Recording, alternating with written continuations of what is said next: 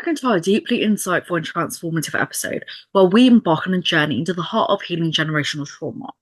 I'm thrilled to introduce our esteemed guest, Emonie Carter-Hale, a luminary in the field of systematic and family psychotherapy.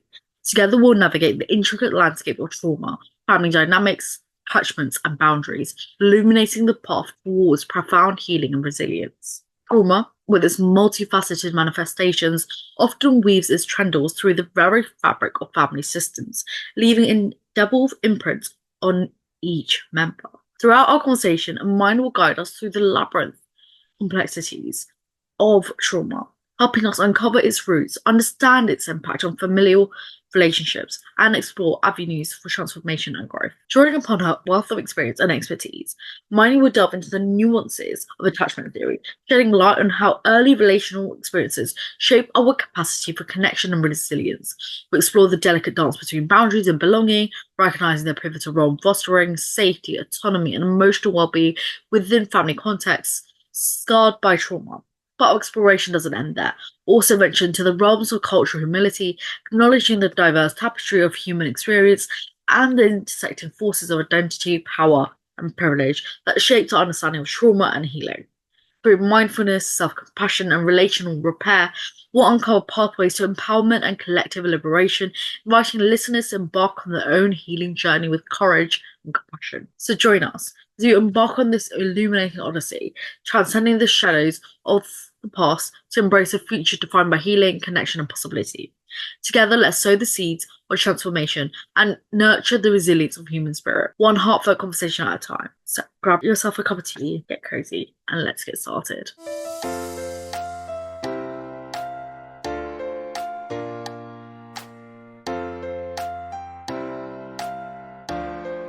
Can you tell us a bit about yourself and your background? Yes. So my name is Imani. Full name is Imani Carter-Hale. So I'm a systemic family therapist. And essentially what that is I tend to work with either individuals or with families or with couples. And I support them in thinking about their experience in a relational standpoint. So I'm helping them like think about all the systems around them, whether that be their family, their intimate relationships with their partner, their friendships, education system, career, housing. So all these different systems and how it informs who they are as an individual, and how it also may be impacting the way that they relate to other people. So it's a really like relational way of working. Can you share with us your journey to becoming a systematic and family psychotherapist, particularly your interest in trauma and its impact on family dynamics? Yeah, so I feel like oftentimes when I think about my journey to becoming a systemic psychotherapist, I often go back to kind of thinking about the cultural influences for me. So I am an African American queer woman, and there is very, which I'm sure many people can relate to, there's quite a lot of stigma within these varying intersections of my identity. And I feel like growing up, I was never spoken about mental health. We didn't talk about mental health in the most positive context. It was always like, oh, you'd hear things like, that's that crazy uncle, or, they're a little off. They're a bit special. And this was the language that was being used often around me. And so I never really understood what that meant about my identity, in my intersections. And if I ever struggled with mental health, for a while, just didn't understand how to cope with difficulties and, with my mental health. And I often tell people that I actually work with, they'll say, have you ever been to therapy? And I say, my first instance was actually when I was a child. And I remember going to a therapist when I was around 10 years old, and that being really like taboo within like my family system, because from my understanding, I didn't know that any other kids that went to a therapist. I didn't know if my cousins went. Me and my cousins were really close growing up. So me needing to go to a therapist, I felt quite a lot of shame around that. But what I took away from that experience is it was the first time that I'd ever spoken about me and like who I was as a person. And though I didn't understand how impactful that would have been when I was a child, I understood it as I got older and I was in the midst of like identity formation. So then, that kind of informed this idea that, at least for me, mental health wasn't seen as anything bad or negative. But then I think my actual then path to becoming a therapist is interesting because I also had quite an interest in the law. And from a really young age. And I remember a lot of people around me used to say, you're going to change, what you want to do is going to change, you're a kid.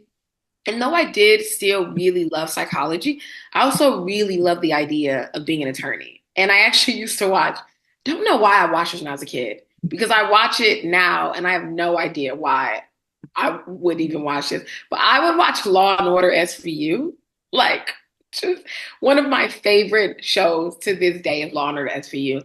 But I think when I think about my being marginalized and when I think about all my intersections being really marginalized in society, I really wanted to make a change. So even though psychology was still in the back of my mind, I grew up believing that the only way I could make a change in society is from the legal standpoint. So then I continued this idea that I wanted to be an attorney. I then like went to high school, continue to say this. I then applied to college. I went to college and I ended up majoring in criminal justice and psychology. So psychology was still there, but criminal justice did take the front seat. So then I ended up graduating. I went to law school. And I realized when I was in law school, I love law, but I now know that the way that I can make change that I want to see happen is to do it from the standpoint of like being a part of somebody's support system. And I didn't realize that until I was in law school. I had obviously known what attorneys did, but I hadn't considered that when you become a prosecutor, you only get to support like the survivor up until the court date, up until the trial. But beyond that, you have no communication, you have no relationship with them any longer. And I knew that if I wanted to make the change that I was like seeking, that would mean that law was not right for me.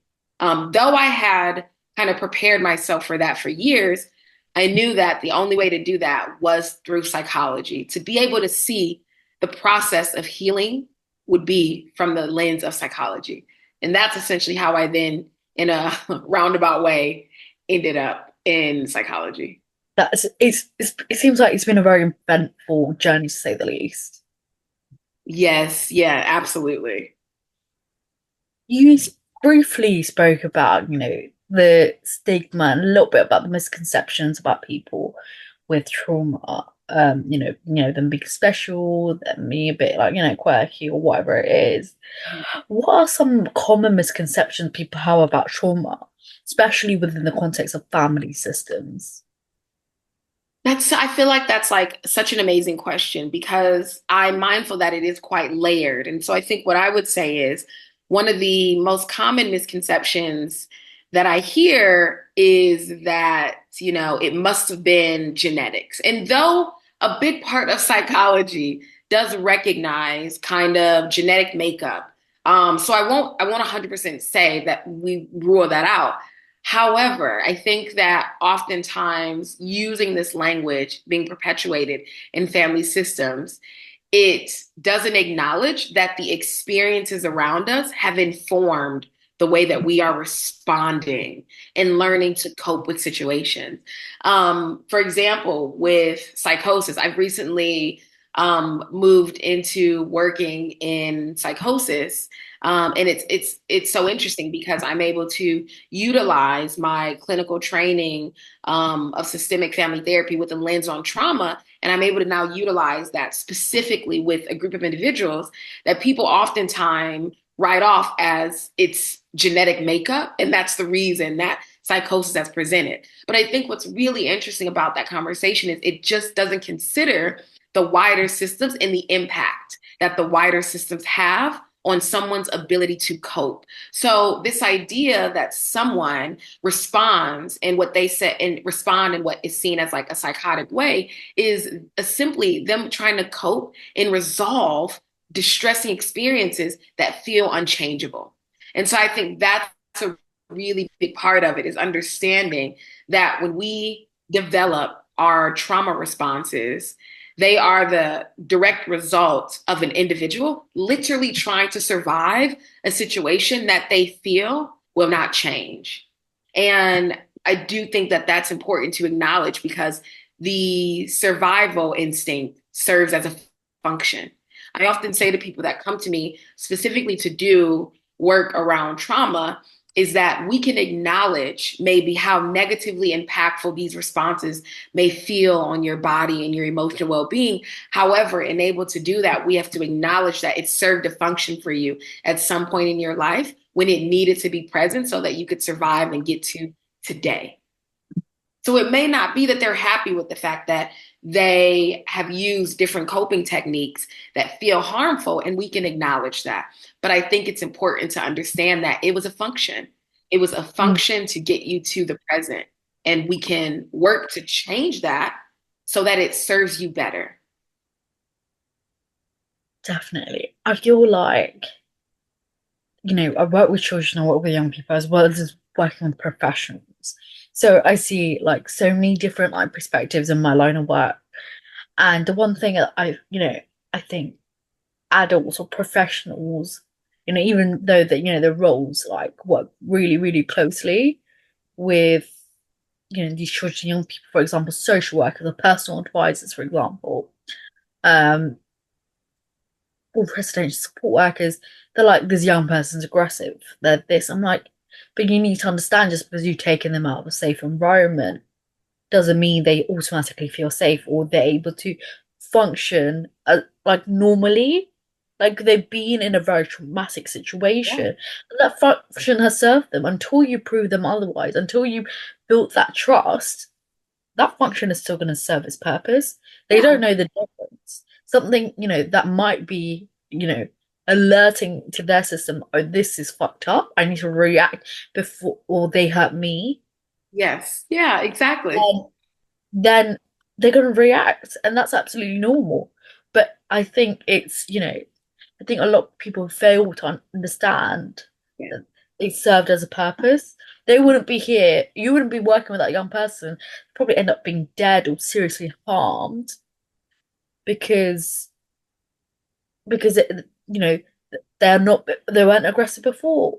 Yeah. And it's like, Yeah. are they aggressive, or is that just the way that um they've learned to protect themselves? Yeah, absolutely. And I think that that's something that's really important, especially when we're thinking about in the context of like young people. The language that we use is so important because if they're if the system that's meant to be, safety and security does not reflect that, then they go to school and then they have another system that's using language that's also a reflection of like insecurity.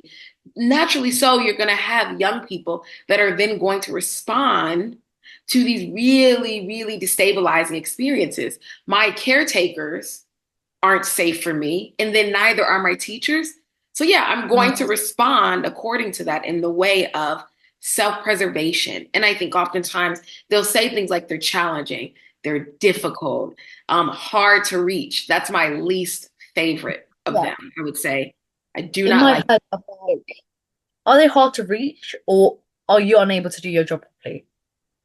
Yeah, And I'm exactly. working with people, no matter whether they have additional needs or disabilities or have gone through trauma, all humans are difficult to work with because they're all complex. Yes, absolutely.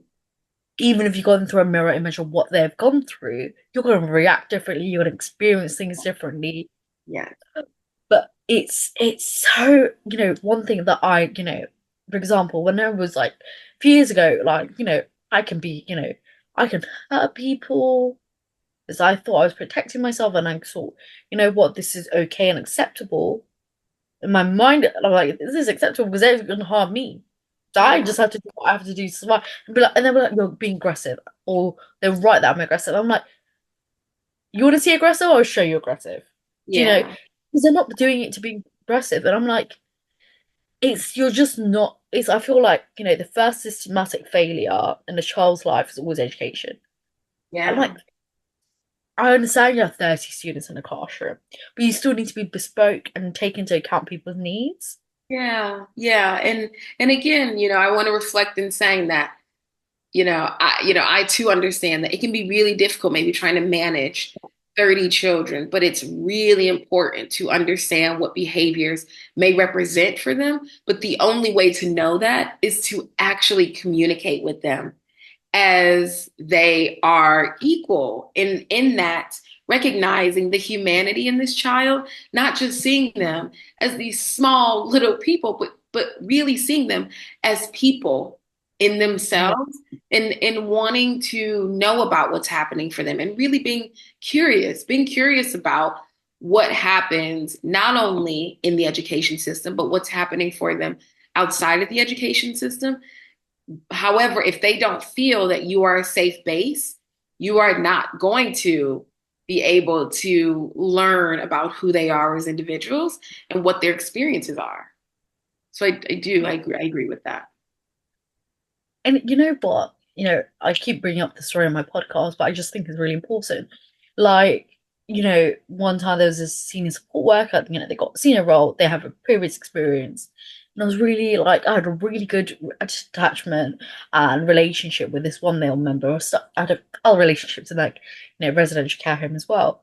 But with this one particular member of staff, I think it was more obvious because it was a male and a female, and people just think, males and females, they can't have a working relationship. It's always going to be sexual, it's always going to be exploitative. It's important to keep an eye on that, but it's also important to understand that male and females are going to. And I'm diving into another topic that I have an issue with. But I'm like, because you know what, I'm going to quickly add to this. But people do not feel that same way if it's a female staff and a male child. Because they're supposed to be motherly, they're supposed to be like this. Yeah. They could do the same damage or more as a man can do. And I think people need to realize that. But, we went on a car ride. It was near the end of the shift. It's our night routine. This is one of the things that we do quite regularly. She asked, why do you like he was driving, she was behind me, sitting at the front of the car. She was like, why do you have a good relationship with him? Why do you like him? And I was like, because, he listens, he's patient. Patience creates understanding, which creates good relationships. That's the exact same words I've said, said to her. If somebody's patient and takes that time,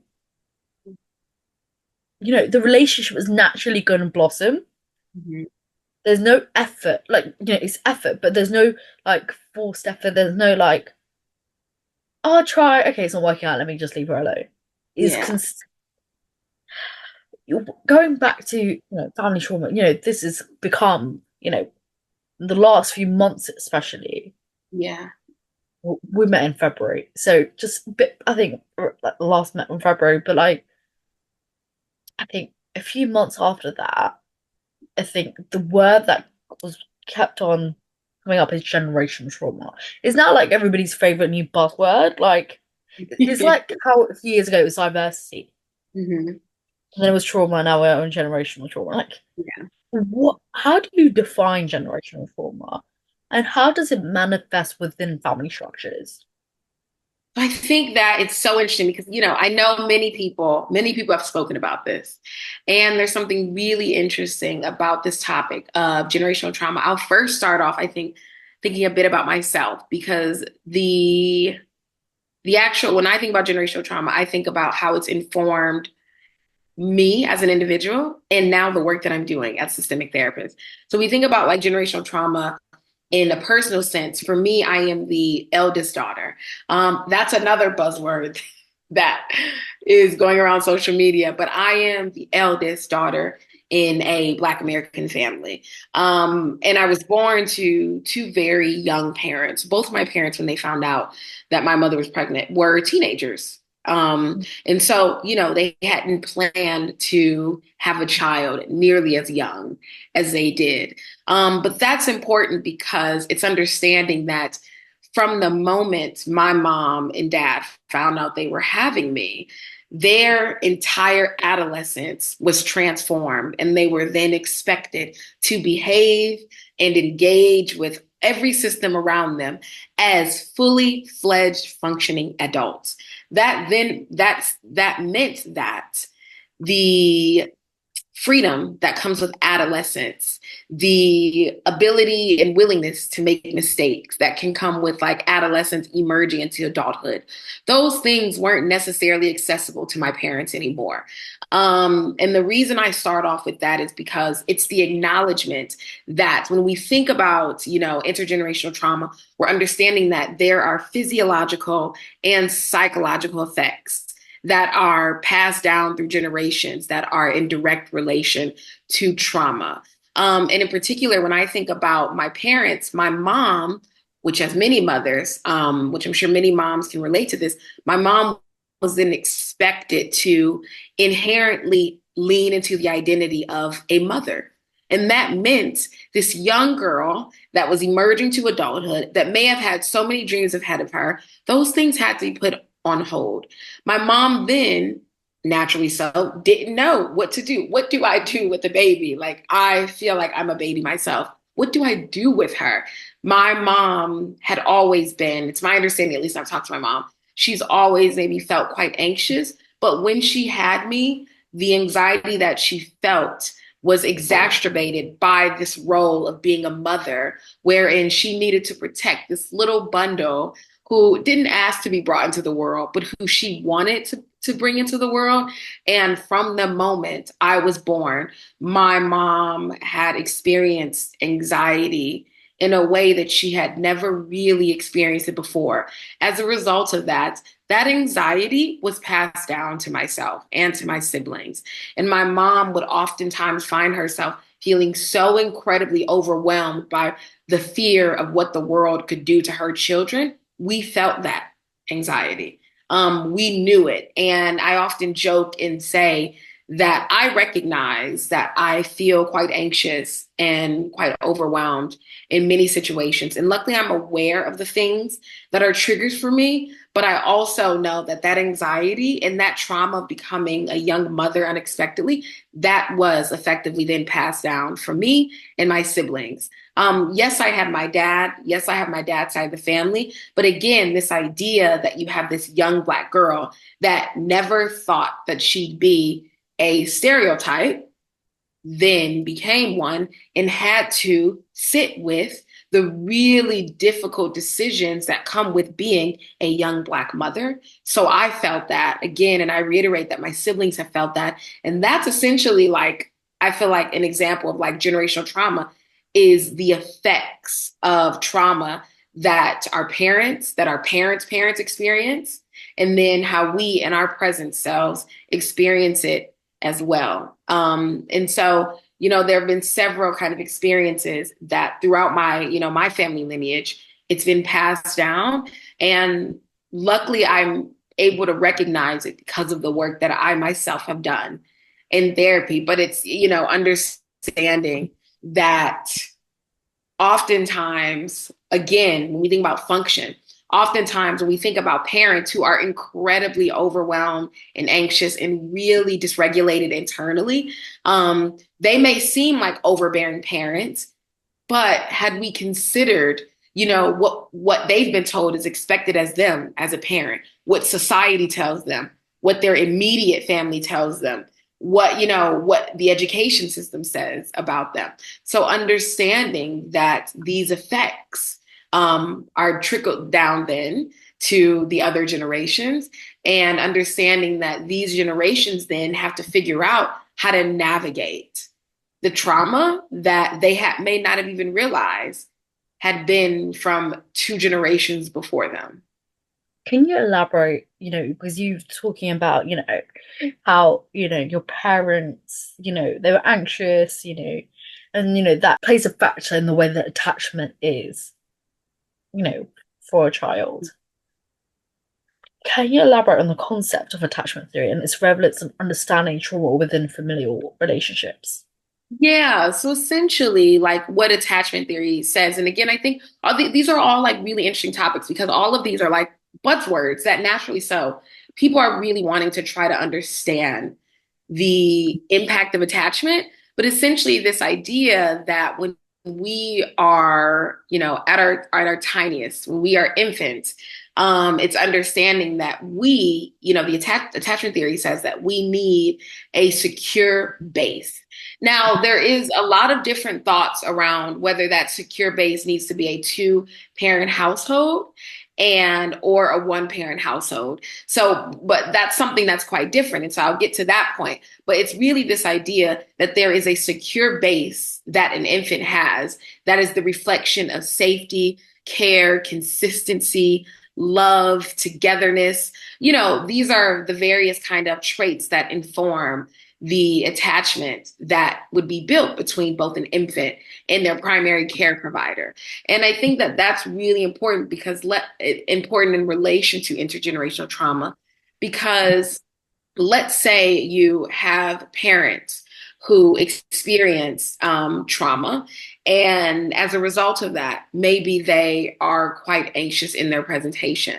They then go on to have children, and that anxiety then informs the way that they show up or don't show up as a parent. So you have some parents that are really anxious, so they are so enmeshed with their child that the idea that their child has an identity that's separate from them feels like a threat to them as parents. On the other end of the spectrum, you could have parents that feel so incredibly anxious that they're unable to be present in their child's life because they themselves are so dysregulated that they may not have capacity to be a present, consistent, loving parent. And so then naturally so, that could then be really traumatic for the child as well. So we almost get to see the evolution of how intergenerational trauma, with the example of anxiety, and that's just one example, of how it may look when it shows up in a parent, how it then impacts the child. And then as a result, how this then informs the way the child attaches to others. So again, this idea that, what is the function of the behavior? Are they excessively seeking to connect with others that may be unfamiliar to them? Are they really avoidant of emotional connection out of the fear of continued disappointment? Are they really, are they someone who tends to be really palatable? So that may look like them people pleasing. Again, this idea that they are able to gain this like unmet need of like love or connection, togetherness, acceptance, validation. So ultimately what what attachment theory says is that children need at least one primary care provider to have social and emotional development that is seen in a normal context. So to experience social and emotional development as they should experience in order to develop then attachments outside of family in a healthier manner. But it can look really, really different. It can range from people pleasing to emotional avoidance, and there's a range in between that. I like to think of it as a spectrum. And so it's understanding that regardless of whether someone grows up in a one-parent home, a two-parent home, two parents plus extended family, or they have an entire village around them. Yes, there are things that are really positive to developing social and emotional kind of milestones. But ultimately, what the theory says at its core is that there just needs to be at least one primary parent that nourishes that social and emotional development in, the infant. What role does family dynamics play in shaping individuals' responses to trauma? And how can these dynamics either exacerbate or mitigate its effects? Yeah, so the role that, family systems play is that families ultimately, when we think about like a family, it's understanding that families go through what we like to call a family life cycle. And essentially what that is it's like the normal and maybe the normal and expected challenges, and the maybe unexpected challenges that families may go through. And very naturally, families tend to, across cultures, go through this family life cycle, starting from the very beginning of, a couple that is blending their lives together to retirement. But throughout that, throughout these two kind of phases in a couple's life is understanding that when they are blending their lives together and when they are establishing what family looks like and means for them, it's understanding that families typically go through these different stages of not only, blending and merging of lives together, but understanding what that means and looks like for them. And if they do, choose to have children, what it means to parent. Oftentimes, parents may not necessarily have the conversations around what do we want parenting to look like for us? What about our cultures will inform the rules and the values that we then model to our children? And it's really important that parents are having these conversations about their own individual cultural values, as well as their beliefs and just their cultural norms, and thinking about how do we then navigate our own individualistic experiences of culture and community? How do we then navigate those beliefs and those values and instilling them within our children? And what our family may look like. Because also it's understanding that culture informs the way that we can or may not respond to both expected and unexpected challenges and changes that families typically go through. This question might be a bit difficult to answer, but could you discuss some common patterns or behaviors observed in families affected by trauma and how these impacts members, family members' well-being? Yeah, so it's interesting because I will say there's no maybe one way to answer that. But what I will say is that, when we think about this idea of like the stages of life, the family life cycle, and passing through these stages, it's understanding that oftentimes what will happen, the reason that people even reach out for like family therapy, maybe, for example, I would say both family and couple therapy, the reason they may reach out particularly for that instead of individual is that at some point in this stage of the family life cycle, they've gotten stuck. And that Mm. stuckness will look really different dependent on the intergenerational influences that will, always at most times influence kind of these both spoken and unspoken rules that we have in families. And so let's say if one or both parents experience any form of trauma, and then that has informed the way that they're parenting, that may then look like very almost kind of what I was explaining before. Either this idea of them being stuck may mean that maybe they're really struggling to adjust to their children emerging into adolescence. Because an early childhood stage in a family system is going to look so different than when their child and or children enter into adolescence. As we both know, when we were both adolescents, there are so many different transitions that the individual goes through as an adolescent. Then consider what is the family experiencing as this individual is like emerging into their adolescence. Oftentimes you'll see if one or either two parents have experienced trauma around adolescence, for example, it may be that informs the fears that are coming up when they're parenting. So for example, if you have a mother who has a child who she feels like, we needed to go to family therapy. She's no longer speaking to me. She's hanging out with a, bad crowd. I just don't really know what's happening in her life. This is a very common kind of case example. You then work with them, and very early on, you'll see that there's a circular kind of pattern of like communication happening, what we call like an interactional pattern. You'll see the mother will increasingly like yell and ground and increase the punishment, which will then lead to the child increasingly disregarding them. So you see a cycle of parent and child, completely misunderstanding one another. But when you find out and you dig a little deeper, you find out that the mother, maybe she was sexually assaulted when she was around the age that her daughter now is. The daughter doesn't know this. The daughter just sees a mother that she feels is being completely unreasonable and not acknowledging her adolescence. And part of that is true. The mother is struggling to acknowledge what adolescence means for her daughter because of the fear of what emerging into adolescence meant for her. But when you then support them in having these conversations and changing the way they communicate with one another, you ideally get to the stage where you change that pattern, where you support the daughter in understanding what the mother experienced in adolescence while also supporting the mother to sit with that, experience of grief and to challenge how that's informing the way that she's parenting. Because the reality of it is, if she were to continue to parent in the way that she was, ultimately what could happen is she could rupture the relationship and it may feel unrepairable.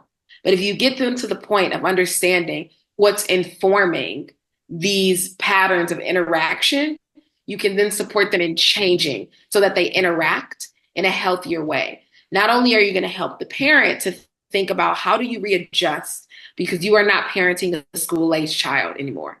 You are parenting an adolescent. How do you readjust to that and acknowledging their adolescence and their personhood? Equally so, how does the young person, readjust to a parent that's having to learn how to parent them at the stage that they are in their life, but also how do we create appropriate boundaries that the adolescence is still being modeled appropriate boundaries. So it's a very fine balance, especially when you have everybody in the room together. And it can be a lot of work and it's not a quick fix at all. Definitely. I was just smiling because it perfectly moves on to my next question. Um, how does, trauma influence the formation of boundaries within families? What are some common challenges individuals face in establishing healthy boundaries? Yes. So, and this is great actually. This is actually what I was speaking about the tail end is that boundaries, the idea of boundaries is at the core, it's literally like the rules and the limitations that we set with ourselves and kind of communicate to others. It's so interesting because oftentimes I'll work with people on an individual level. And the one thing that most individuals that come to me is trauma. These three things I would say that I do, because oftentimes people will say, well, I don't want to establish a boundary because I don't want people to feel like I'm manipulating them. So at the core, it's thinking about, well, what is a boundary? What has a boundary meant to you? And when you try to effectively communicate that you don't like something or that someone's crossed the limit, how have the people in your system responded to you? That's how we then get back to our systems, because oftentimes our earliest interactions with boundaries is what's modeled to us or lack thereof. So let's say you are crying, and this is a big one that many like Black Americans may relate to. Oftentimes, when I was growing up and when I've spoken to other Black Americans and my friends and professionals, one thing that has commonly shown across culture is that this idea of when you're crying, and you have a family member that say, if you keep crying, I'm going to give you something to cry about. This idea that I'm unable to sit with these really difficult emotions means that you've now taught me it's not okay to feel. And if I feel, it's going to be met with punishment. So then what am I going to do? I'm going to get older. I'm going to build relationships with people. And I may be really emotionally avoidant because I fear that it's going to be met with punishment or dismissal or invalidation. So I'm not going to be honest with both myself and with others about what I'm feeling, which means that I won't then establish these limits and these rules that we call boundaries today. I feel like it seems to be a universally cultural thing, If you're gonna keep crying and there's something to cry about. Like I wonder, in my head, I'm like, how did this come to be a thing?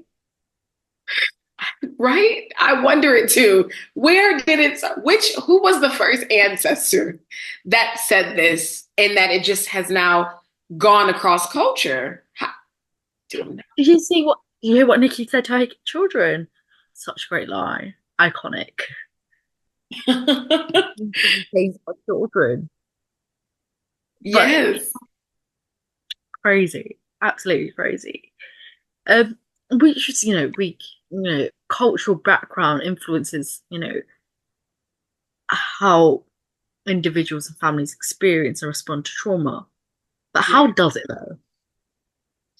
So it's interesting. The way that I would say, again, this is not like a one size fits all, but I think Yeah. that it's acknowledging at the core that oftentimes people are humans. And I think that it's so important to acknowledge first that connecting, togetherness, relatability, the things that we as humans need, even when we think we don't. Again, that goes back to this idea of maybe feeling like we don't need it because it seems like it feels rather like a threat. It feels like a threat to our sense of self.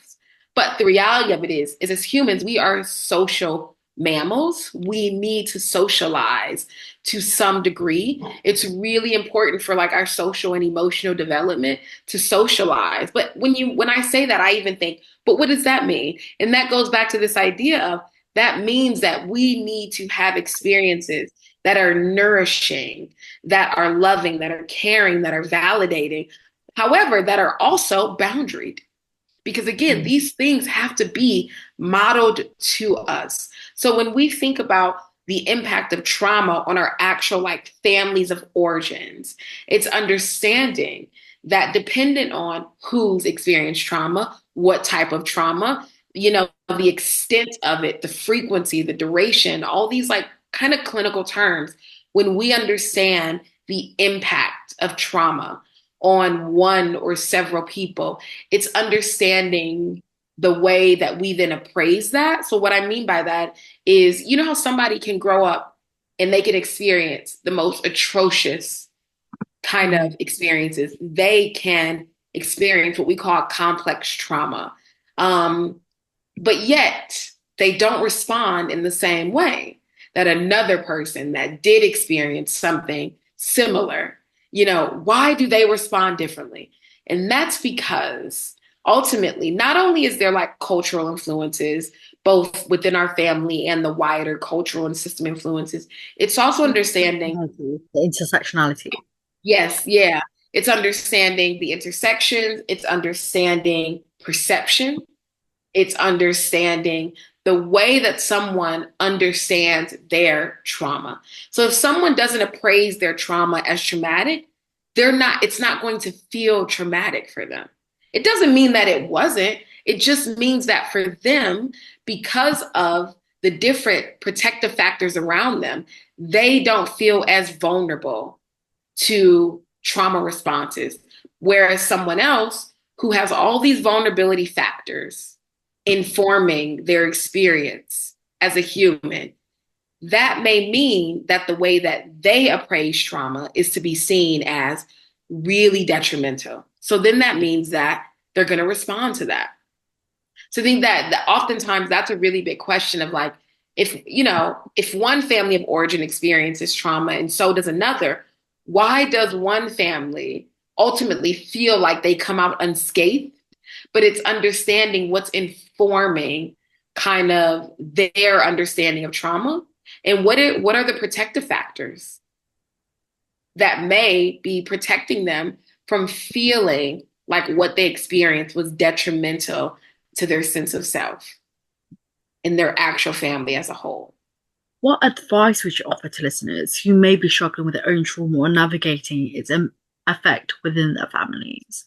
I think that the advice that I would give someone is to number one, check in with yourself. Like, do you feel ready to confront the distress that you've experienced within your family? Like, do you feel capable, ready, willing, and have the capacity to address the distress that is occurring within your like systems? Because I think it's really important for people to, feel like they have the capacity to do the work. Oftentimes, I will have people say, I just want things to change. But then we start to do the work and they're not ready for what the change will mean for them. Because ultimately, you may be ready and you may be willing to do the work, but are you ready and willing to sit with what this will then mean for your systems? Because just because you're ready to challenge and change these patterns of behaviors, that doesn't mean your family is ready and willing. And it also doesn't mean that they will see it as a problem. Because I think that's also really important. One person may see this as really traumatic. And it's not to say that it's not, but it is to say that if they don't recognize it as being traumatic and they see it as helpful to your development, they see it as necessary to your development. No amount of words that you say to them is necessarily going to change that if they don't see what they've done as detrimental to your sense of self. So I think there's this understanding that first, making sure that you're ready to do the work, making sure that you also have support networks around you to do this really difficult work, but also accepting that part of your journey may be accepting that your family is who they are and that they don't see anything wrong. That doesn't mean that you have to cut them out, but it does mean that you have to then think about the access that you want them to have to you. That will mean that you'll have to be boundaried in a way that probably feels really, really uncomfortable if you've never done it before. I think, another thing is, even if you think you're ready for it, your body might not be Yes, ready for it.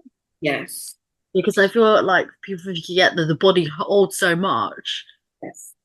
And it's like the body does keep score. Love the guy. Yes. Favorite book, literally one of my There favorite. was this thing in, I think it was Oxfordshire or something along those lines. No, I don't know.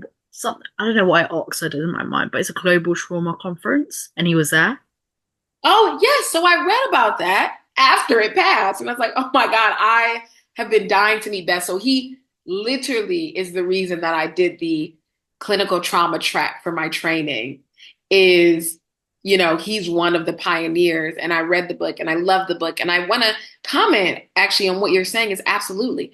Even if our mind has found a way to protect us from the intensity of the emotions, our body has not and will not forget the experiences. So I'd also like to add that somatic work is so important. So that's another part of the advice that I'd give to someone is that if they are going to do any work, and it doesn't have to be with a therapist, but if they're going to do any work in kind of addressing the trauma and the distress and what it's meant for them, it's to also make sure that they're doing somatic focused work as well to Mm, ground themselves in their body because oftentimes people aren't even aware that they're dissociating from their experiences and they aren't necessarily aware the extent that the trauma has taken on their own physical body. definitely.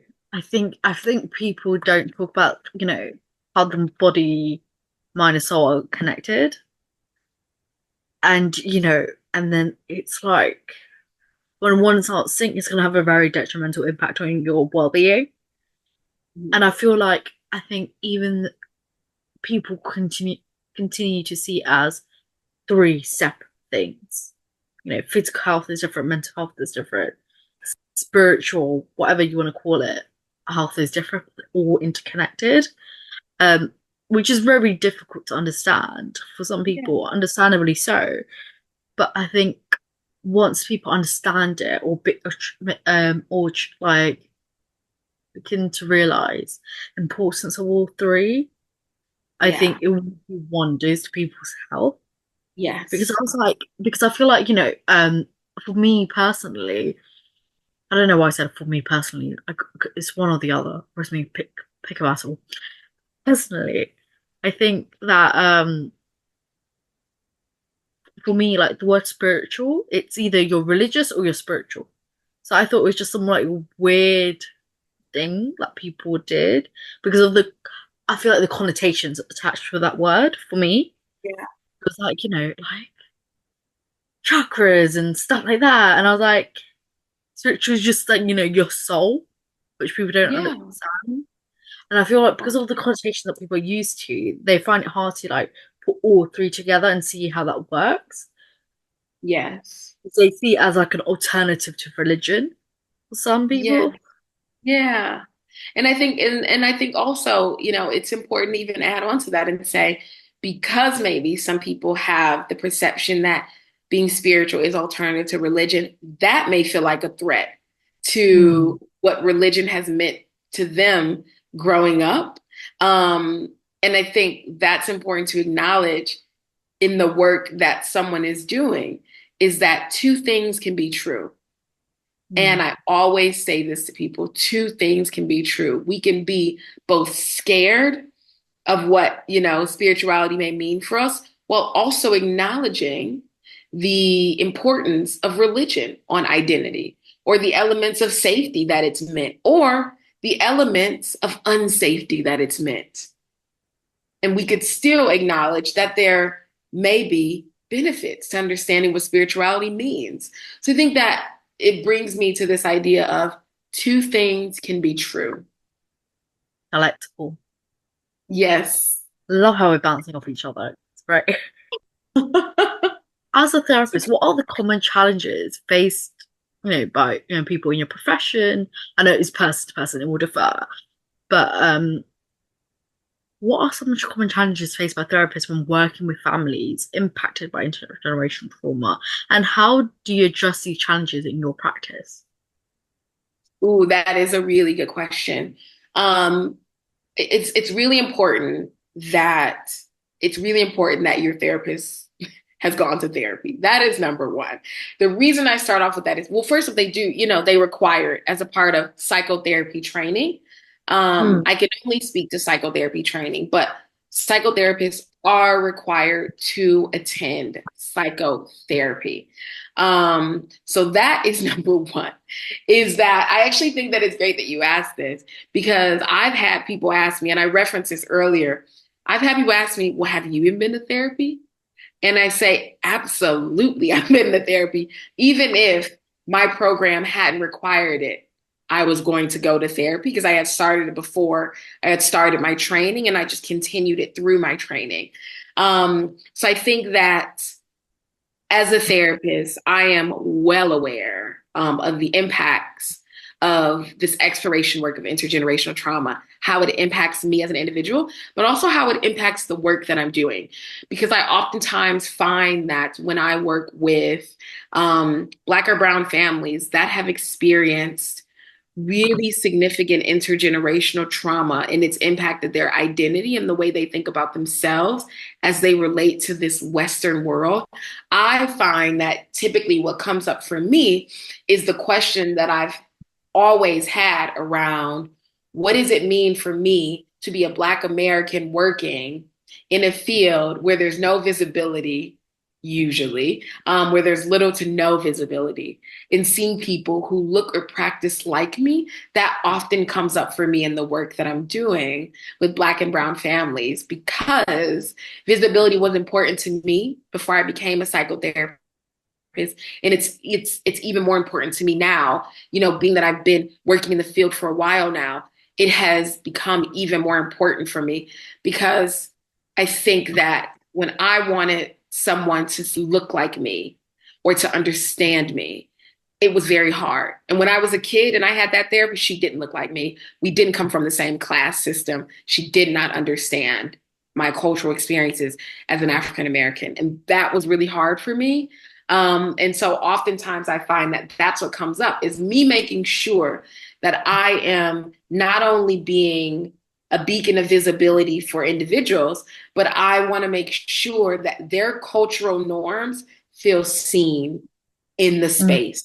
So I would say that oftentimes when I'm thinking about intergenerational trauma, I am not going in and challenging these like cultural norms that have been in place for decades, where I'm smearing them. However, I'm supporting them in being curious about how they could look different, and how they may have negatively impacted them as a system. That doesn't mean that I'm saying your culture is wrong. No, that means that I'm thinking about supporting them and thinking about what they can do differently to challenge the norms. And just because something has been a cultural norm for generations doesn't mean that it serves a function any longer. Mm. Because again, it's going back to this idea of, when was this a function? Yeah. why was this a function for my grandmother, for my for my grandmother's mother? Why was that a function?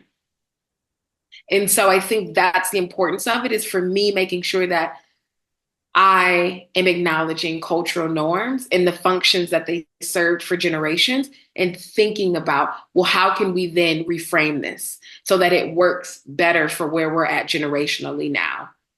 And also so that it feels healthier for us as people now. Because I think, when we think about, for example, um, colonization, there's so much that can be said about that. But it's understanding that our generations before us, the patterns of behaviors that presented themselves served a function, whatever that function may have been, but it's no longer serving that function. So we need to change it. We need to change it so that we feel that we are growing as a people. And so I oftentimes make sure that I'm checking with myself. I also am really self-reflective in my work. So if something is coming up for me, with whether I'm working with a couple, a family, an individual, I will take it to my clinical supervisor. So one thing that most people don't know is that when you are a psychotherapist, for the rest of the time that you're practicing, you have to have like a clinical supervisor, a mentor, whatever people want to call it. You have to access that for as long as you're practicing. So people that have been in the field for 30 plus years, 40 plus years, and they're psychotherapists, they are required to have a supervisor always. Now, you're seeing your supervisor once a month, once you get to a point of being quite proficient in your work, but you're still seeing them. And if you want to increase it, you also can, if there's like things that come up for you and it's impacting your work. So when I find that things are coming up for me in the work that I'm doing, I make sure that I'm taking it to my clinical supervisor and we're thinking about together what's coming up for me.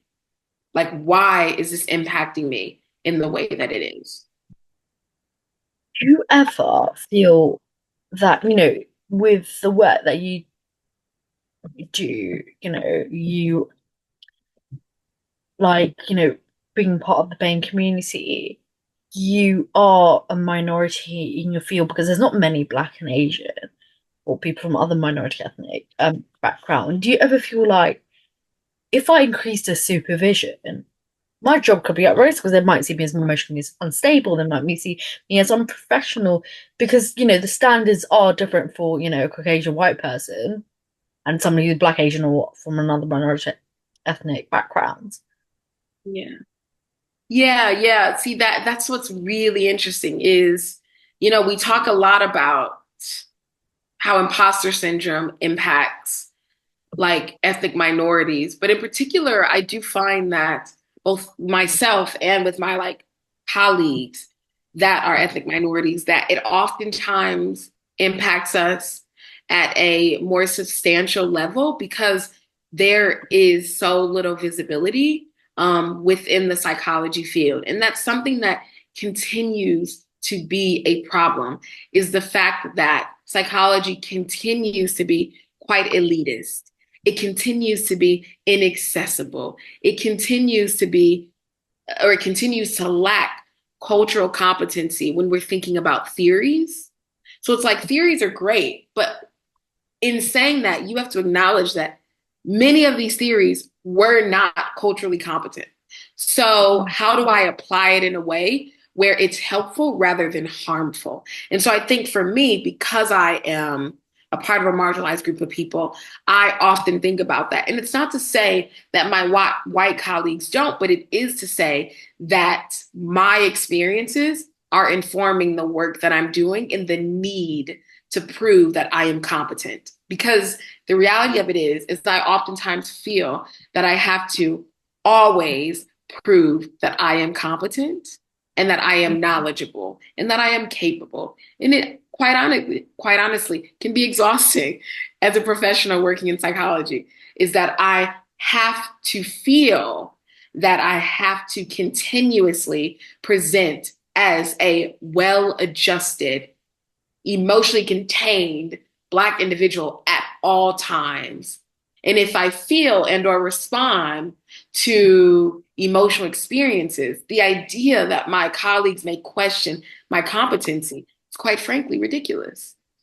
Because Mm. one thing that we teach, one thing that we're taught rather when we're trained is that we should be beacons of containment for emotional experiences. But I would add that we should also model human responses to distress.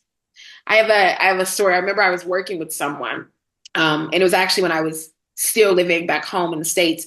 And I was actually working with someone who had moved to LA, but she was from London, funny enough. And I remember telling her, oh, we were thinking about her migration to the US and what this meant for her. And then I remember telling her that I was planning to move to London, and there was though we came from different backgrounds, she felt seen in that session. But I think what was most interesting to me was that I remember that when she had come to see me because essentially there had been an assault that she had experienced from an intimate partner. And very naturally so, she was struggling with that. And there was something that had come up for her when we were not only thinking about identity and what identity meant for her, here in London, maybe what it means for her in the US. We were also thinking about this idea of it being quite normal to respond the way that she responds. And I remember her saying to me, once we were able to do a lot of that really difficult work around sitting with that trauma, I remember saying to her, because she was saying, Imani, you're always so, what did she say? Calm, cool, and collected. And I thought that that was so funny that she had said that. But then she had also said, but she's like, but you also, you've had moments of like self-disclosure, which I do believe in, like self-disclosure when it's relevant to the clinical work that you're doing and it serves a function. And I remember saying to her, would you believe that at the same time that you were really, really struggling, would you have known that I was going through a breakup at that time? And she said, what? And I said, yes. And I said, I say that to say, because she had said, you've probably never responded this way to a breakup. And I said, well, what, I was thinking about, well, what makes you think that I wouldn't respond really naturally and normally to grief in the same way that you've maybe had to respond to grief in the past? What makes you feel that I wouldn't have a similar response as you? And she was like, because you're a therapist. And I said, and that is true, but I am first and foremost a human. So at one point, when we were in the depths of like really thinking about this really difficult experience for you, I was also trying to navigate a really difficult breakup. And she was like, it was such a moment of connection because she was like, thank you for holding me in the way that you did, despite really struggling yourself. And I said, if one thing I'm going to do as a psychotherapist is I'm still going to be a container.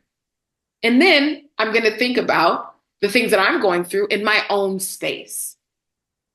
And so Mm. it was just such a moment of connection. And so I think that for me, I use that as an example to say that oftentimes people see us as therapists, but also it's understanding that as a marginalized person, not only do I feel the need to be perceived as competent, I also have to acknowledge that I'm human first, and that regardless of what's happening in my private life, I deserve to have very human responses and experiences that are so proportionate to what's happening. And that doesn't have to mean that I'm not knowledgeable or competent in the work that I'm doing in comparison to my white peers.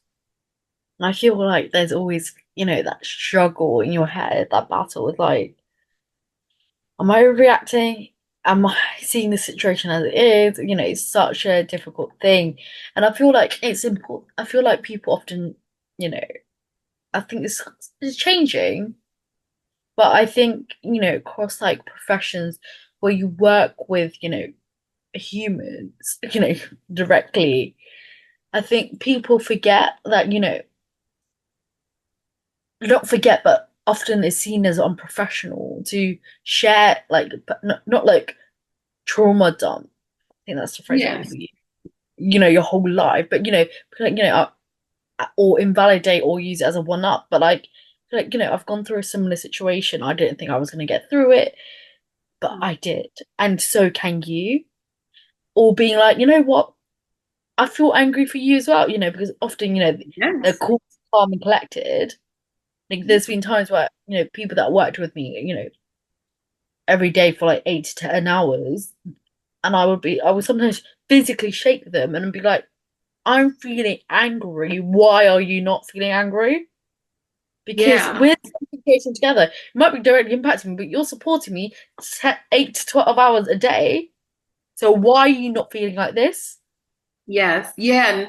And This is that's, impacting you but maybe yeah, not in the same way.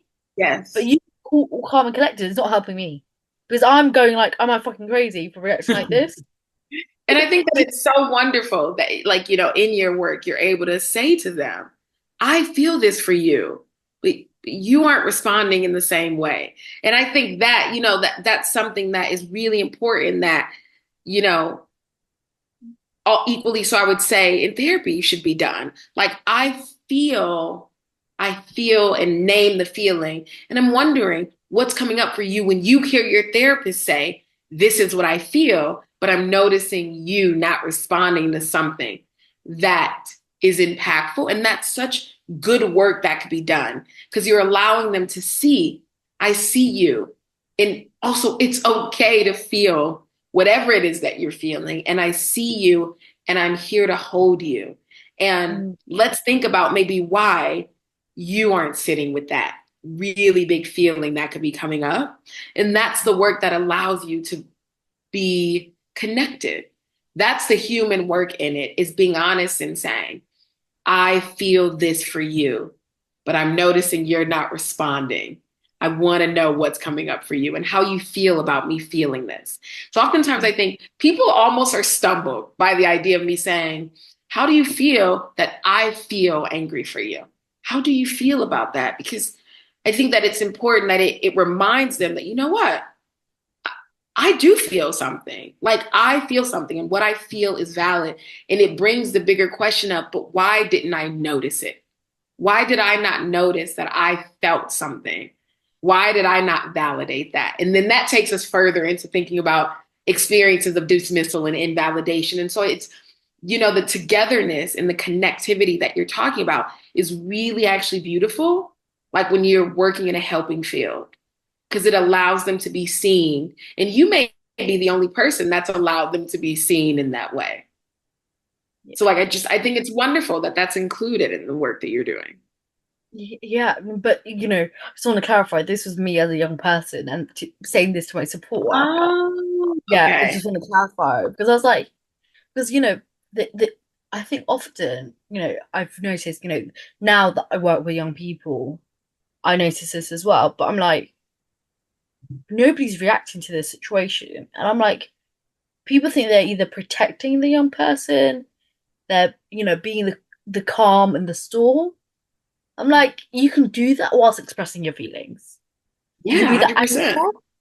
anchor, the anchor, even though it's like, hooked somewhere in the ground in the sea, is still moving around, feeling Yeah, each time the boat is getting dragged and stuff like that, even though it's still hooked firmly into the ground.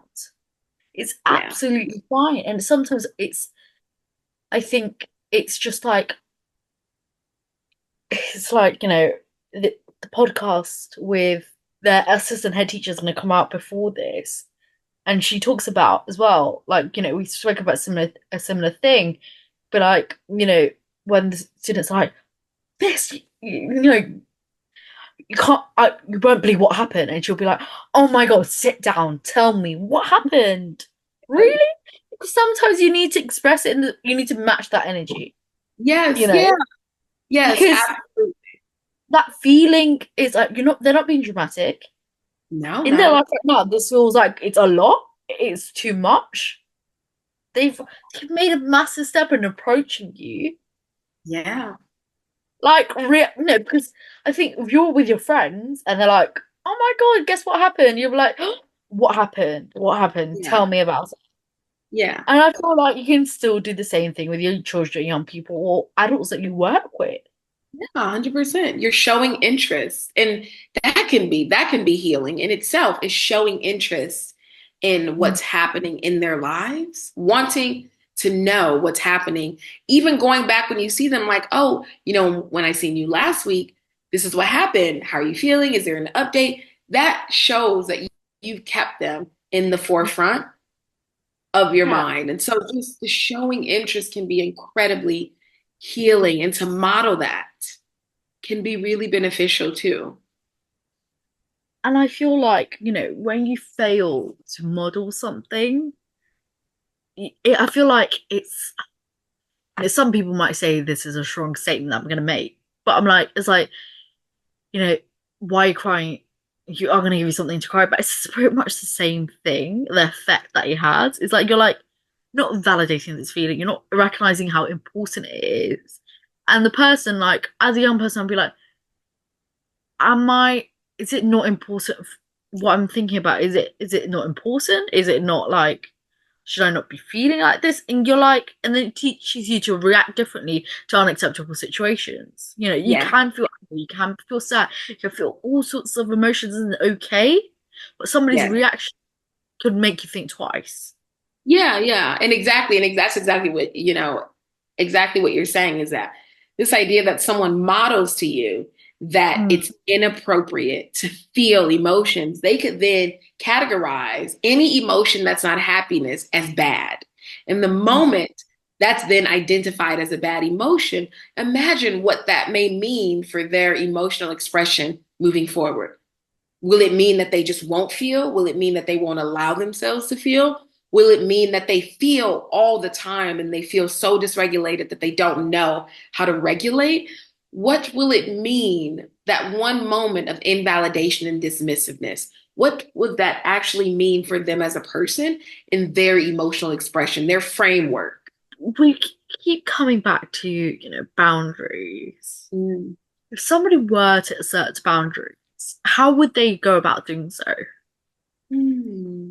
So I think that's a really interesting question, because I think that to first kind of understand what it means for them, what it would mean for them, is to have an understanding of the limit. And it can be really difficult to know what's a limit for them if they don't necessarily have an awareness of the impact it's having on oneself. Oftentimes, people who want to learn how to establish boundaries, they may know, I don't want to be treated unkindly, but they may struggle to not only vocalize that to others, but to have an understanding of what it means to be treated unfairly and unkindly, unless it's in a more obvious, overt way. And when I say that, what I mean is that overtly people know that maybe they don't want to be shouted at. Maybe they don't want to be called out of their names. But there are other ways that people can be really dismissive of our needs and our limits. And that could be assuming, for example, like a time boundary. I love this because most people don't think about this one. If you have something to do, and let's say a parent calls you and they're like, I need you to take me to the doctor on this day at this time. But you have something on this day and this time. And you're like, oh, actually, and they're like, oh, you wouldn't take care of your mother. I And gave birth to I you. gave birth to you. Like, you wouldn't be here without me. How could you not want to make sure that I get somewhere safe?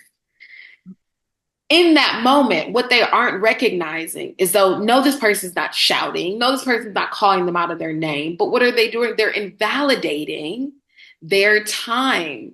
They're saying that essentially my time is more valuable than yours because of the role that I play in your life. Therefore, what it is that I want should be considered first, and what you need should be considered secondly. So that's a time, and most times people don't think about things like that. They'll just say, I don't want to go, but I went because I didn't want to, because, they told me that I wasn't a great friend, and I'm thinking, this is a limit, but they don't see it as that because of the way that they recognize someone being unkind. The way that they identify with unkindness may look very different than that. So that's why I say, what I said before is, when doing the work on kind of establishing boundaries and recognizing one's own needs rather than diminishing them for others. It's understanding the access that you allow people to have to you and what that's meant for you. So that may mean doing the really hard work of thinking about what don't I like what's not okay. Mm. If it doesn't make you feel good, it's not okay. And it's okay to acknowledge that without it being, but they're not yelling. One thing that I often get with women that come to me is they'll be with a partner who may be relatively nice, but they're really unhappy.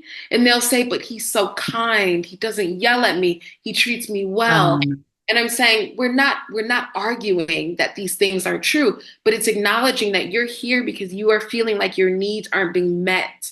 How do you then vocalize that in a way where you are not disregarding your own needs for someone else's happiness? It doesn't have to be that someone's treating you so overtly terribly that it's crossed the limit, but you have to understand what your limits are and what they may look like. mm. I feel like often people only like not realize like immediately, but they feel like limits is when it becomes abusive. Yes, exactly that. When I say abusive, I mean physical. Yep, exactly that. I'm glad you said that.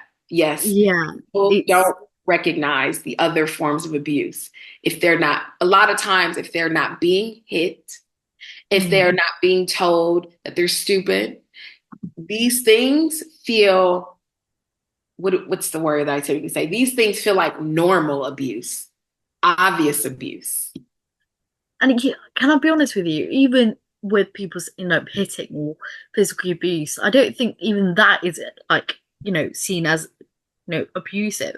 It's if it leaves a mark, Yeah, that's when people are like, no, this is fucked up because marks don't usually just fade within hours. It usually takes 3 days, weeks. People are yeah, gonna question you.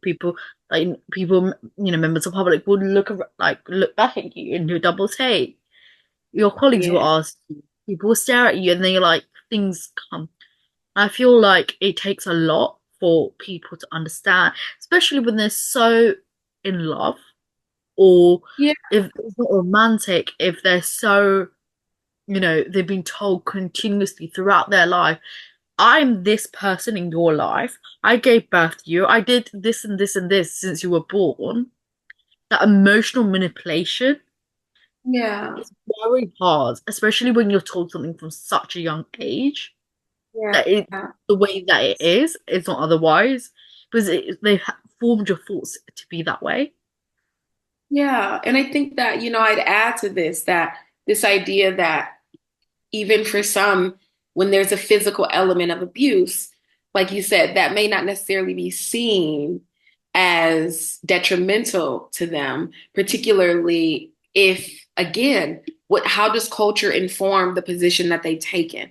Are they supposed to be subservient? Do they feel like, if I hadn't done this, this wouldn't have happened? So, how is culture informing beliefs?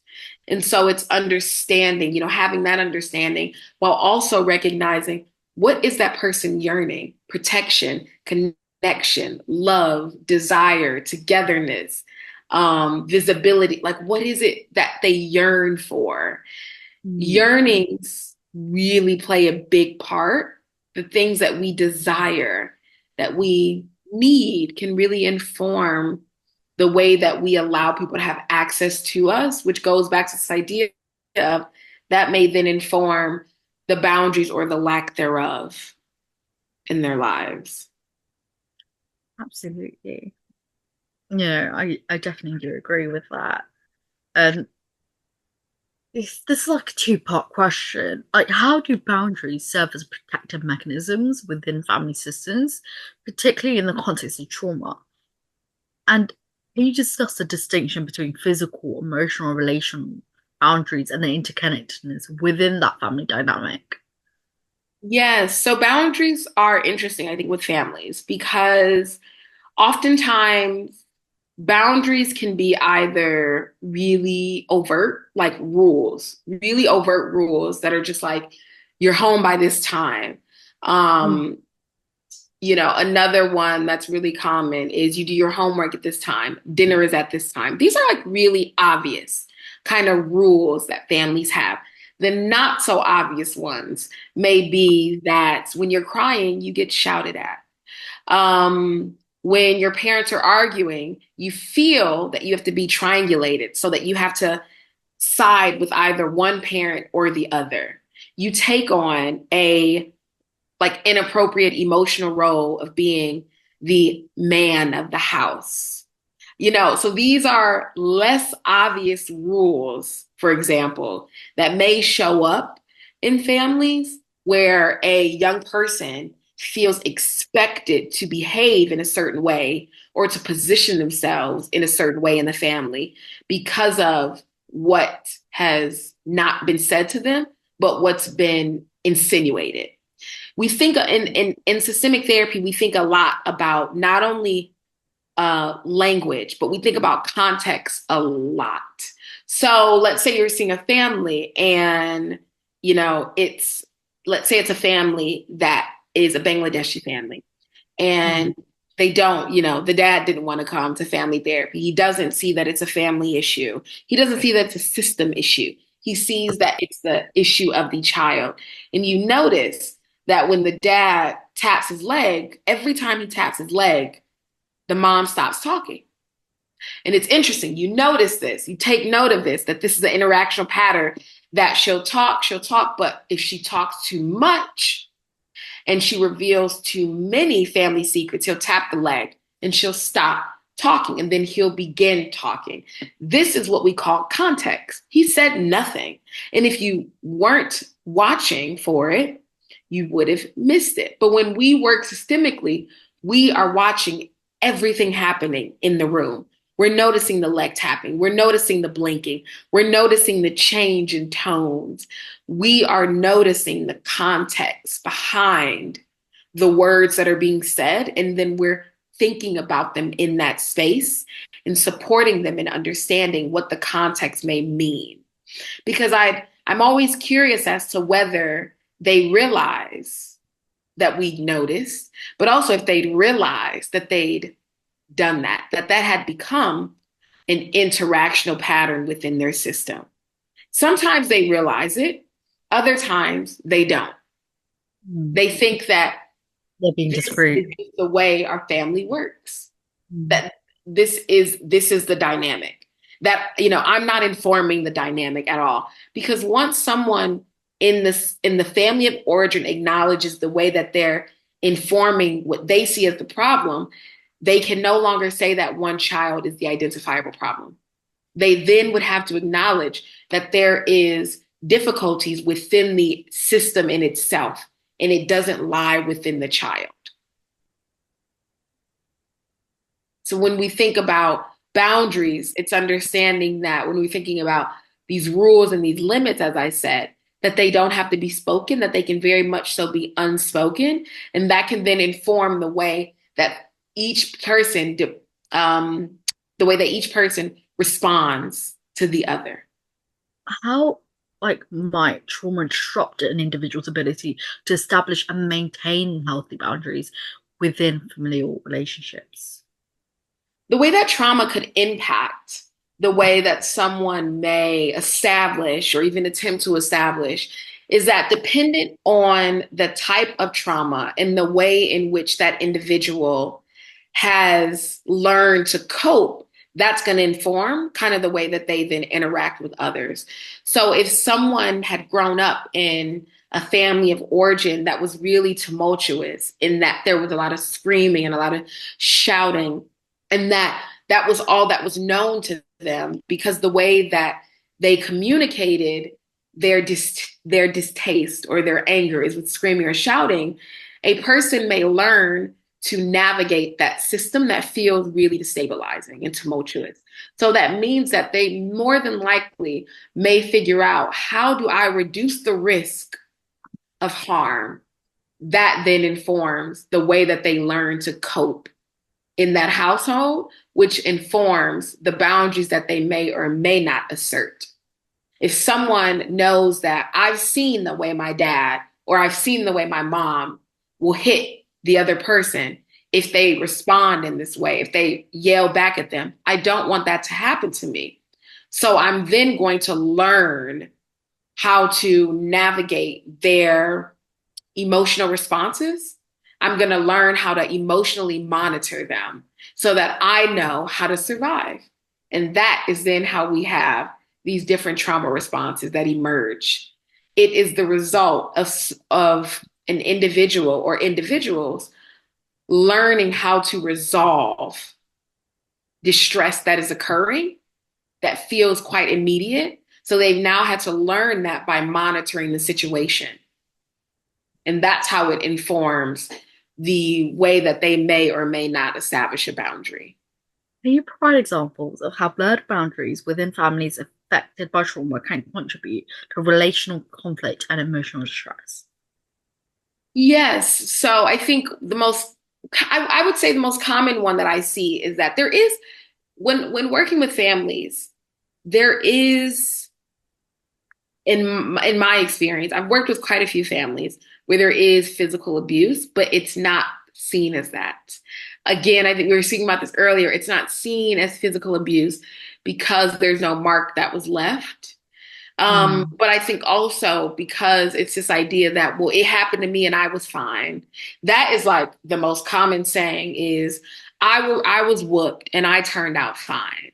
And I actually really appreciate when they say that because I can then challenge the notion of what fine actually looks like. And we can think about how they've learned to cope with distress because of the experiences of like physical abuse. And how we can challenge the idea that maybe they're not fine. Just maybe. It's not that they're fine, but rather that they've developed these survival techniques which have created the illusion of fineness within their family of origin. So I often say that with physical abuse, unless a child is taken into care, Mm. there may be many times when a family doesn't see that the way that they are physically disciplining their child is not fine.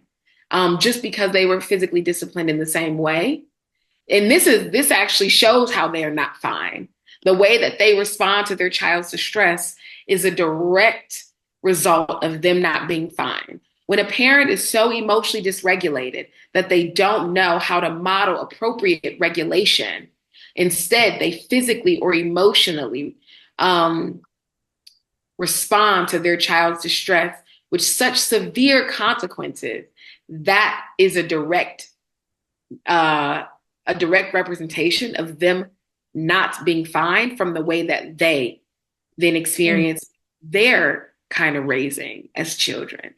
And I think that that is what's really, really interesting is how the framework, the the like frame of reference that someone has about how to appropriately how to appropriately discipline their child. Their frame of reference is quite interesting in that, like we were saying before, a lot of the time it feels like it's informed by like the legal repercussions. And it's like, oh, well, legally, they'll often say when I'm working with like immigrants, it's because of the UK, the legal repercussions in the UK. Back home, this would have never happened. There's always this frame of reference as it's because I have to live within a Western society that the way that I parent feels really restrictive. But the reality of it is that a clear sign that someone isn't fine is that they're feeling so incredibly dysregulated that they, one, don't know how to regulate themselves, and that they, two, respond to dysregulation in a really dysregulated manner. And it then ends up being harmful to individuals in the family. Definitely. And you know what, Eva, you mentioned a bit earlier into what you were saying about they don't realize until the children go into care. But a lot of the time, what I notice is that they're very insistent that they have done nothing wrong until it gets a process where Section 20 is handed over for them to sign. or when they're in court and they have because they see court as a higher power, which it is, but things become reality, and they're like getting questioned by you know multiple barristers, the judge, the local authorities, schools, people giving in evidence, at fact finding, that they're like, what, we fucked up. Yeah. I think often, and then at that time, usually children and people do not want to have a relationship because it just took you that long, and it's too late now. You may feel remorse, you may feel regret, but it's too late. You know, Yeah. I've tried, like, yeah, personally, but like, a child would say, I've tried, when I was at home, I've tried so much and I've come into care and now my life is better. Why would I go back to yours? Yeah. It's such a journey and it's often too late. And then there's like a whole, like, I need to repair from the primary caregiver side. It's like, the repair is a bit too late, love. Like, Yeah. And I like that you use the word repair because in systemic working, we think about what is a repair and what is a rupture.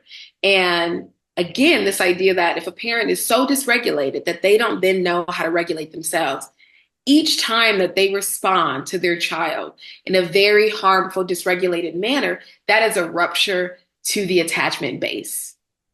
mm, And oftentimes that's why you see disorganized attachments, where the child feels like this person is supposed to be my security base, but all they do is fill me with fear and dread. But I'm supposed to love them.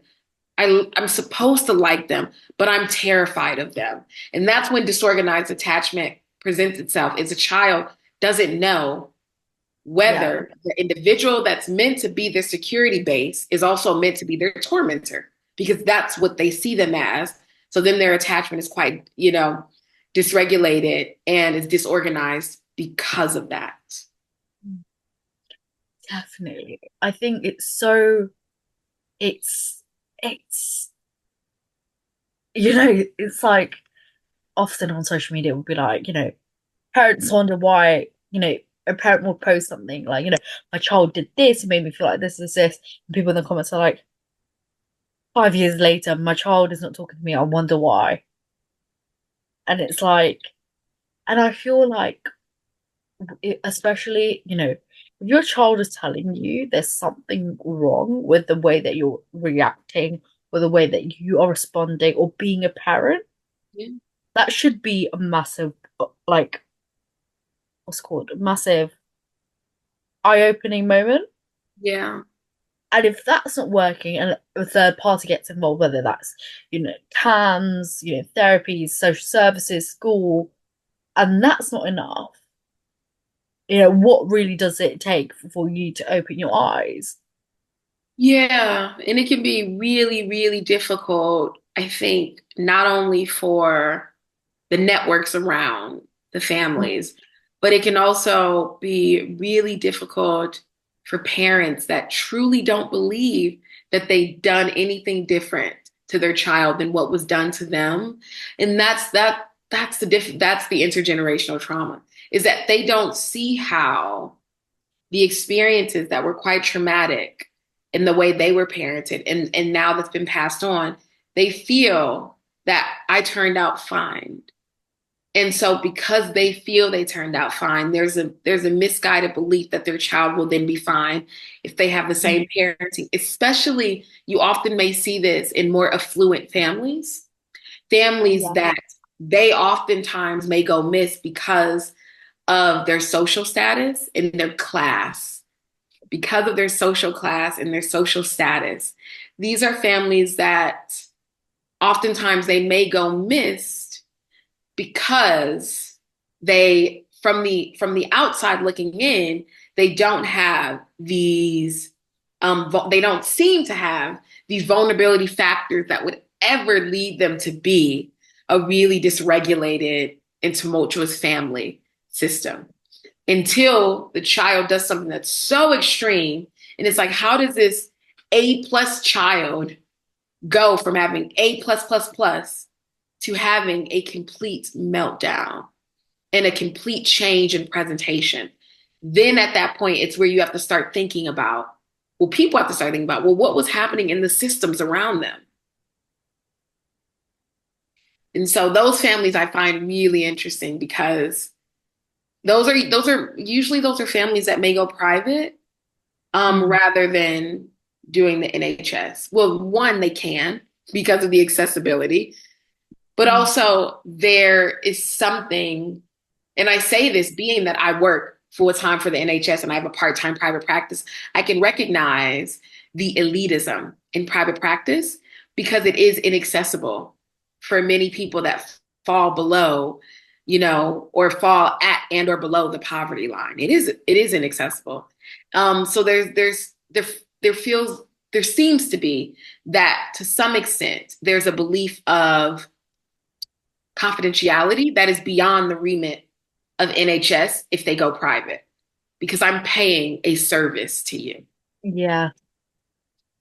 Mm, what I'm about to say is again very controversial, but I feel like when there's success, because I feel like sometimes I've like had discussions with people who fall in that certain class or that certain like tax bracket that I'm like, it's it's that like even though psychologists or whoever they choose to see in private practice, has a right, the statutory duty to report, safeguarding concerns and something like that.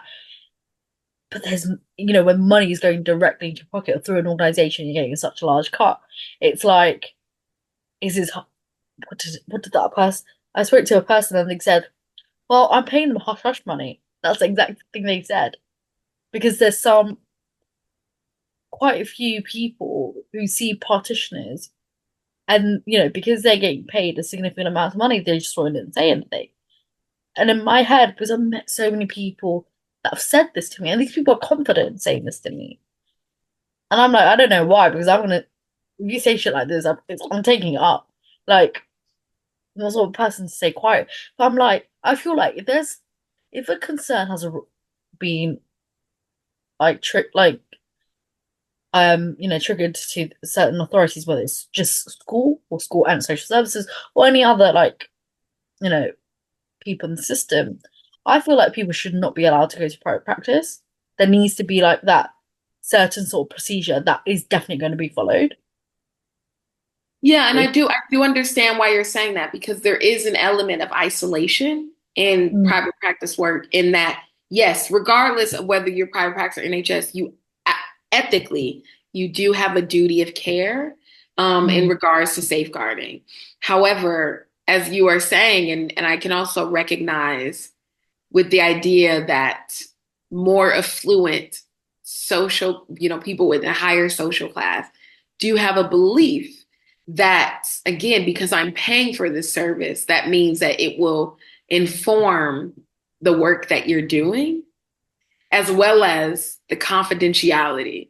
However, the reality of it is that as they say, and as we say in the NHS and as we say privately, everything is confidential unless, so you yeah, list those exemptions of unless, because ethically we are bound. yeah, yeah. It's such a it's such a difficult territory because I've had like in the last few years, I've probably met 30 odd families that have said stuff like this to me. I'm like, really? Yeah. And it can be really disheartening too, because then you have other families of a different social class who may not be able to access the, Mm, private work, but who could really benefit from yeah, the changes. So, I do understand also how that could be really disheartening. definitely. What inspired you to pursue this topic and share it with our listeners? I think what inspires me is visibility. Yes, visibility. I think that it's really important that ethnic minorities can see that there is someone that not only looks like them, but has had maybe similar upbringings and can understand the impact of it and can culturally relate because it feels very culturally relevant, not only to me, but to others. And so That's the biggest thing for me is visibility. When I was growing up, I didn't see anybody that looked like me or had similar experiences as I. And I vowed that that would be something that, regardless of what field that I went into, that I would be able to show others and hopefully inspire others in the way that when I did finally kind of grow up and start to see people that look like me in these different platforms, I felt inspired. What do you think, looking back on our conversation, what's the most important takeaway or message you want our audience to remember? I think a takeaway message that I would like the audience to remember is number one, it's okay to feel scared about your mental health journey. It's okay to feel grief. It's okay to feel excitement. It's okay, really, to feel anything that comes up for you as you are considering what your mental health journey looks like. I think that once you feel ready and the work feels accessible, that despite those really big, valid feelings that are coming up, it's, I guess, understanding that, any form of mental health that you can access can be incredibly beneficial to supporting you and having a greater sense of understanding. Is there anything you'd like to add or any final thoughts you'd like to share before we wrap up? Uh, I think the final point that I'd like to add is that it is okay to be a messy, complicated human because we all are, therapists included. And so I think that we've oftentimes heard the saying of extending grace. I think it's important that we remember to extend grace to not only others, but ourselves. And I think that's what I'd like to end on. How do you hope this episode will impact, resonate with our listeners? I think what I hope that they, what, I feel like I could say something like almost really motivating. But what I hope most is I hope that someone listens to this and they're able to learn something about themselves. And when I say that, I guess what I mean is that this is going to impact different people on different levels for different reasons. But I hope that it encourages others to be really self-reflective and maybe think about themselves and the different systems around them and the impact that the wider system has had on their sense of self. So I want someone to be able to walk away and think about themselves, maybe in a different way that they hadn't before. Are there any upcoming projects, events, or resources you'd like to share with our audience? Well, what I can do is I can actually send a list of resources to the lovely host because we've spoken a lot about systems and trauma and boundaries, and there's so many different resources that I can send over to the host. So I will make sure to do that. In terms of events, I'm not sure if there's any events coming up, but what I will say is there is a platform where it's basically a like mental health platform, an international mental health platform. One of the platforms that I'm actually listed on. It's one of the like mental health sites that I'm listed on as a psychotherapist, and they're doing something really cool where they do different types of talks from different people from various mental health backgrounds. And it's really meant to be co-produced in that they're encouraging the public to get involved so that we can know what it is that you guys want to see. But I can also send that over to the host as well, because there are so many events that are coming up where we are encouraging kind of individuals from the public to get involved and to utilize the platform so that we can hear their voice and know what it is that is needed. Where can our listeners find you or connect with you to stay up to date on your work? So I would say the best way to stay up to date on my work is either LinkedIn. My LinkedIn is a big one, but also I am listed on Psychology Today. I'm also listed on the site that I was mentioning, and It's Complicated Therapy, which I love that that's what it's called. And those are the two main kind of sites that I'm listed on that people either inside of the UK or outside of the UK would be able to access services if they'd like to work with me. Last question is, what is one thing that you're grateful for today? What I'm grateful for is I'm grateful to have been able to be self-reflective myself. I'm really glad that I was able to talk about my experiences as an eldest daughter in an African American family and to also kind of think about the intergenerational cultural norms within my own family. So I'm grateful that I was able to be really open and honest about how my experiences have shaped me and influenced me to do this work. Thank you so much for coming onto the podcast today. I love you all. Thank you for having me. I really enjoyed it. As we draw to the conclusion of this profound exploration into healing generational trauma, I'm filled with immense gratitude for the wisdom and insight shared by our exceptional guest, Mindfulness Carter-Hale. Through her expertise in systematic and family psychotherapy, Aini has illuminated the path towards healing, offering invaluable guidance for individuals and families navigating the complexities of trauma, attachments, and boundaries. As we reflect on our journey together, it's become abundantly clear that the healing is not a solitary endeavor, but a collective pursuit, one that requires courage, compassion, and community. And recognizing the interconnectedness of our stories and struggles, we lay the foundation of profound transformation and resilience. As we part ways, I invite you to carry the torch of healing to your own lives and relationships, embodying the principles of mindfulness, self compassion, and cultural humility that we have explored today. May you cultivate deep wellness of resilience within yourself and nurture spaces of safety, belonging within your families and communities. Remember, healing is not linear, but a winding road marked by twists and turns, setbacks and breakthroughs. Through it all, may you hold fast to the belief in your own inherent worthiness and capacity. So, stay iconic. Until next time.